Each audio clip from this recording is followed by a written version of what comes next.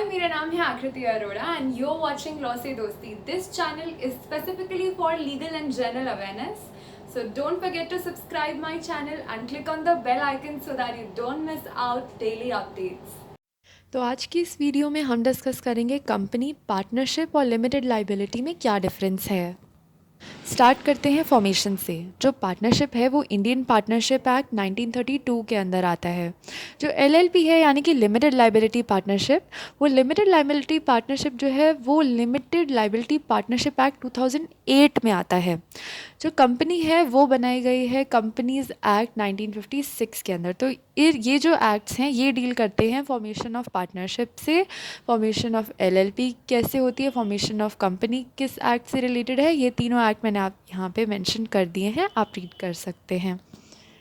Next आते हैं number of members पे. पार्टनरशिप में मिनिमम 2 मेंबर्स रिक्वायर्ड होते हैं, मैक्सिमम 100 रिक्वायर्ड होते हैं as per 464 of companies act 2013.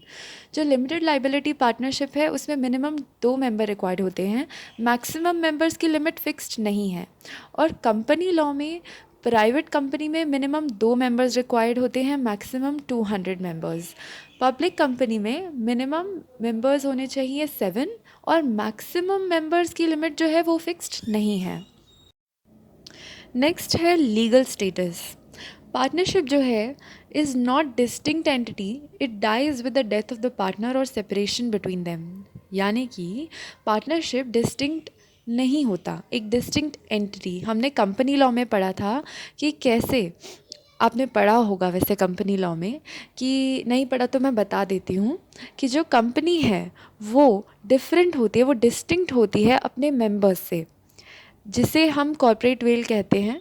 यानी कि एक मेंबर, कंपनी, दोनों डिस्टिंक्ट हैं, दोनों अलग अलग हैं. जो प्रॉपर्टी ऑफ कंपनी है वो प्रॉपर्टी ऑफ मेंबर नहीं हो सकता, ये भी हमने पढ़ा था. और किस केस में वो कॉर्पोरेट वेल लिफ्ट किया जाता है ये भी आपने कंपनी लॉ में पढ़ा होगा. अगर नहीं पढ़ा और आप चाहते हैं कि मैं उस पर भी वीडियो बनाऊं तो आप कमेंट कर सकते हैं कमेंट बॉक्स में, राइट. तो यहाँ पर ये लिखा है कि जो लीगल स्टेटस है उसमें पार्टनरशिप का लीगल स्टेटस क्या है. Well, it is not distinct entity. यानी कि पार्टनरशिप और पार्टनरशिप फर्म दोनों डिस्टिंक्ट एंटिटी नहीं हैं, वो एक ही हैं. और अगर एक partner dies, if one partner dies और if one partner gets separated, then the partnership firm dies with it, it is dissolved. अगर ऐसा एग्रीमेंट में लिखा हुआ है पार्टनरशिप एग्रीमेंट में कि with death of the person the partnership form will itself dissolve, then it will dissolve, right. Next move करते हैं एलएलपी यानी कि limited liability partnership. Limited liability partnership जो होती है that is a separate legal entity from its partner. मतलब जो liability है ऑब्वियसली पार्टनरशिप में वो रहती है पार्टनर्स की ज़्यादा, बिकॉज वो डिस्टिंक्ट नहीं है. मेंबर्स जो है, जो पार्टनर हैं, वो आपकी पार्टनरशिप फॉर्म से डिस्टिंक्ट नहीं है, इसलिए पार्टनर्स पर लाइबिलिटी रहती है. लेकिन लिमिटेड लाइबिलिटी पार्टनरशिप में क्या होता है, जो लाइबिलिटी ऑफ पार्टनर होती है वो लिमिटेड होती है. क्यों? क्योंकि जो मेंबर्स हैं, जो पार्टनर्स हैं, वो आपकी जो पार्टनरशिप है उससे सेपरेट है, जो सेपरेट लीगल एंटिटी फॉर्म की गई है. इसीलिए आजकल लिमिटेड लाइबिलिटी पार्टनरशिप ज़्यादा प्रेफर की जाती है as compare to partnership. Next है कंपनी.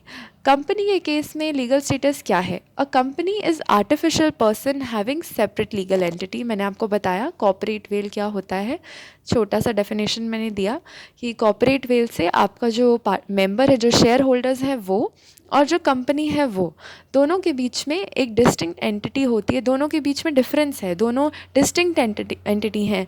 ना तो कंपनी पर्सनली लाइबल है पार्टनर के एक्शन के लिए, शेयर होल्डर के एक्शन के लिए, ठीक है. तो इस केस में यही है लीगल स्टेटस. और अगर आप चाहते हैं मैं कॉर्पोरेट वेल पे वीडियो बनाऊं तो आप कमेंट कर सकते हैं. नेक्स्ट है नेम ऑफ एंटिटी. पार्टनरशिप में अप्रूवल नहीं रिक्वायर्ड होता for using the name. However, good to avoid trademarked name.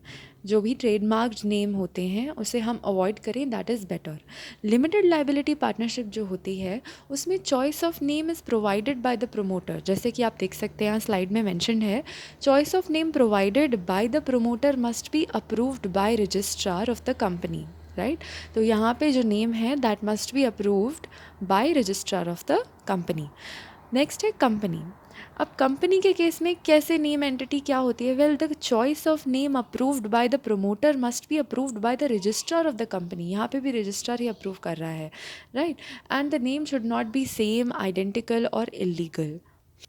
Next है लाइबिलिटी ऑफ मेंबर्स।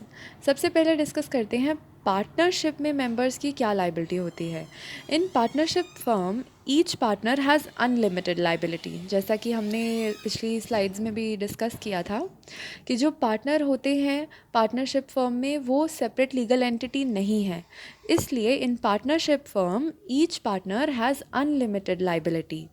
एलएलपी यानी कि लिमिटेड लाइबिलिटी पार्टनरशिप में the LLP is limited to the amount of capital agreed to be contributed by the partners. अब LLP partnership से कैसे different है? Partnership में unlimited liability है, ठीक है, और सेपरेट लीगल एंटिटी भी नहीं है पार्टनर्स और पार्टनरशिप फर्म। LLP में जो पार्टनर्स हैं और जो आपकी पार्टनरशिप फर्म है वो सेपरेट लीगल एंटिटी है। तो सेपरेट लीगल एंटिटी क्यों है, इसका मतलब भी यहाँ गिवन है कि क्योंकि मेंबर्स की जो लाइबिलिटी है वो लिमिटेड है। कितनी लिमिटेड है? अमाउंट ऑफ कैपिटल ग्रीड, जितना capital agreed to be contributed by the partners in the event of winding up of the partnership. तो वाइंडिंग अप ऑफ पार्टनरशिप में जितना कैपिटल ग्रीड कंट्रीब्यूटेड है बाय द पार्टनर्स, राइट, उतना ही liability रहेगी partners की। Company के case में क्या लाइबिलिटी रहती है मेंबर्स की? Well, share holders have limited liability and is liable only to the extent of their share capital. Okay, अब बात करते हैं नेचर ऑफ कंट्रोल की। वेल, पार्टनरशिप के केस में agreement to enter into partnership may और may not be in writing, यानी कि ज़रूरी नहीं है कि वो रिटन हो। एलएलपी में agreement must be in writing, okay, and the agreement is to be filed with registrar of companies within 30 days of its incorporation.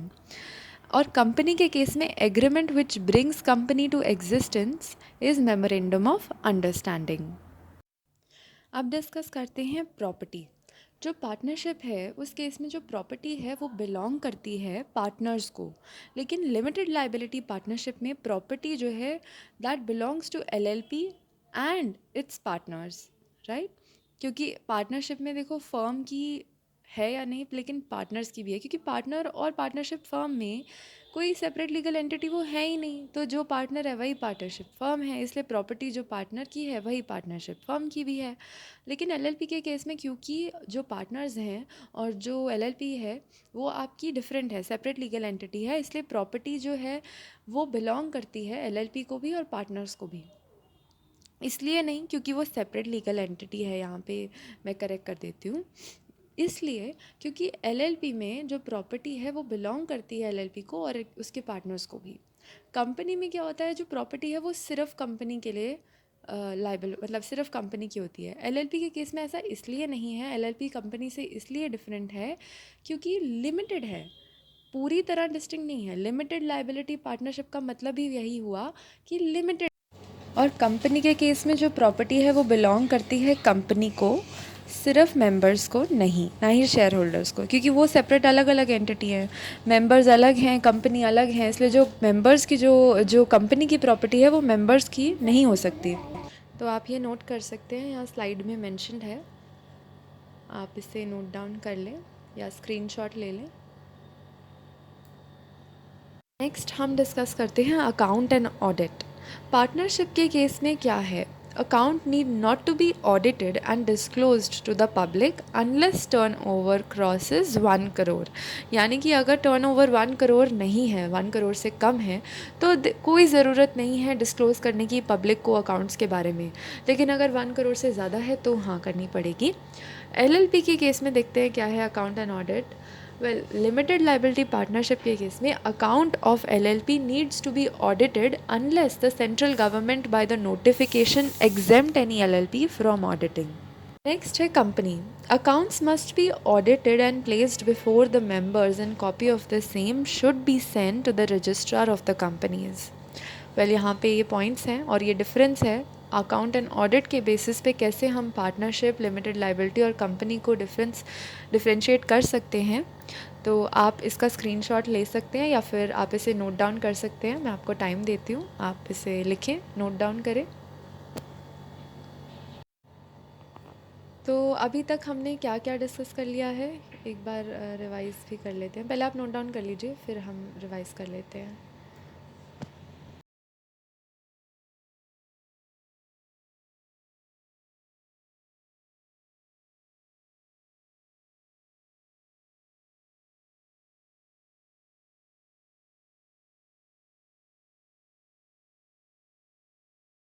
तो हमने डिस्कस किया था अभी तक फॉर्मेशन कैसे होती है पार्टनरशिप, एलएलपी और कंपनी में, है ना।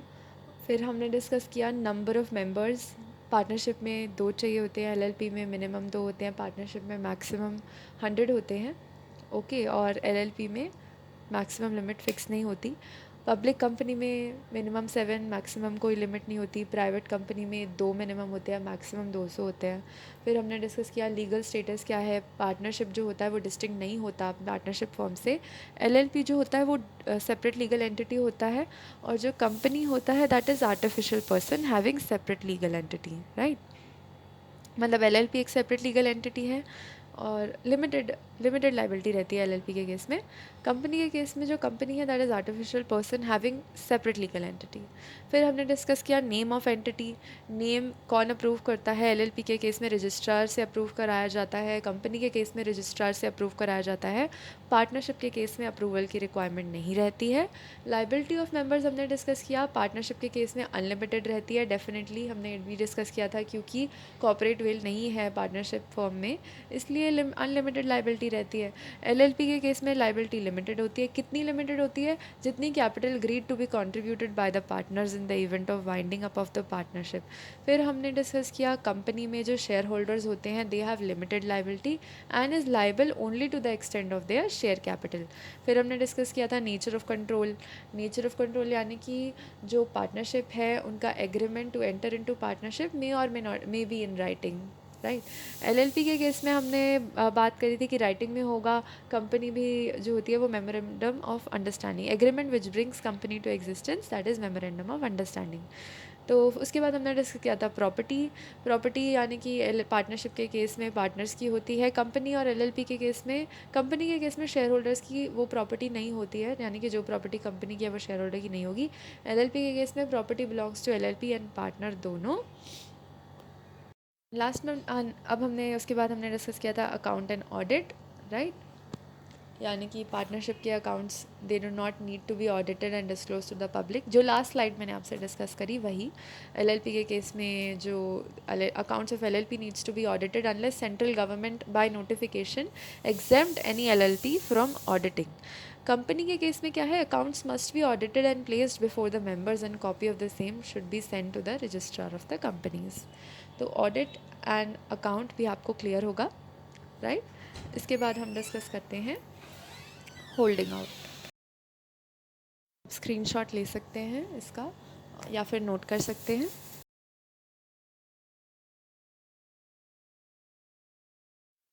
होल्डिंग आउट के केस में partnership of a firm, right, so is liable for the credit given by an outsider who gave the same on misrepresentation of a person by holding out. LLP के case में LLP is liable to the extent of credit received by a person who was misrepresented by holding out partner. Now company के case में company is not liable for misrepresentation of third party or its members. यहाँ पे शायद misprint है, आप note कर लें फिर भी। मिसरिप्रेजेंटेशन ऑफ थर्ड पार्टी और इट्स मेंबर्स, यहाँ पे लिखा है company is not liable for, आगे मिसप्रिंट हो गया है गलती से, बट आप नोट कर लें मिसरिप्रेजेंटेशन ऑफ थर्ड पार्टी और इट्स मेंबर्स। तो आप इसका स्क्रीनशॉट ले लें या फिर नोट कर लें।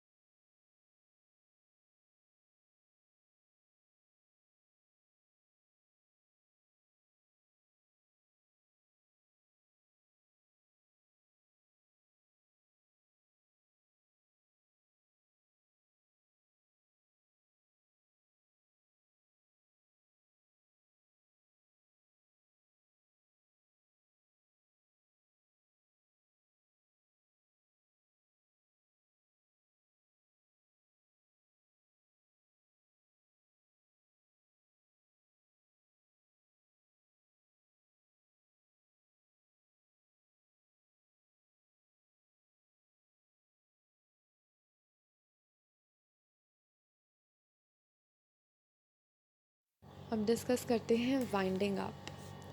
Partnership is dissolved as per the agreement और by consent of the partners. ठीक है, तो यहाँ पे पार्टनरशिप को डिज़ोल्व करने के लिए पार्टनर्स की कंसेंट चाहिए।